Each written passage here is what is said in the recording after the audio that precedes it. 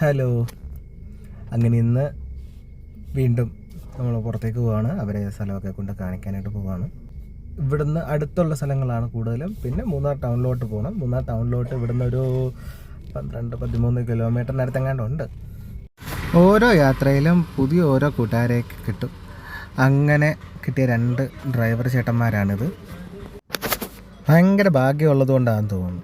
പോയ സ്ഥലത്തെല്ലാം നല്ല മഴയായിരുന്നു. അതുകൊണ്ട് തന്നെ വീഡിയോ ഒക്കെ എടുക്കുന്നത് ഒരു കണക്കായിരുന്നു. വീഡിയോ എടുക്കാനൊന്നും പറ്റിയില്ല. മഴയാണെങ്കിലും അത്യാവശ്യം തിരക്കൊക്കെ ഉണ്ട്. എക്കോ പോയിൻറ്റിലാണ് ഞാനിപ്പോൾ ഉള്ളത്. ഇവിടെ ഈ തിരക്കിൻ്റെ ഇടയിലും അത്യാവശ്യം നല്ല രീതിയിൽ തണുപ്പുണ്ടായിരുന്നു കേട്ടോ. നമ്മൾ എക്കോ പോയിൻ്റ് എത്തിക്കഴിഞ്ഞാൽ റോഡിൻ്റെ 2 സൈഡിലും ഇതുപോലുള്ള കടകളും എല്ലാമാണ്.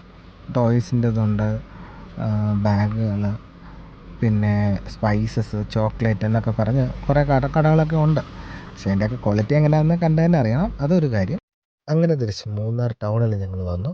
ഭക്ഷണമൊക്കെ കഴിച്ചിട്ട് തിരികെ പോയത് നീലഗിരി താർ എന്നറിയപ്പെടുന്ന വരയാടുകളുടെ നാടായിട്ടുള്ള ഇരവികുളം.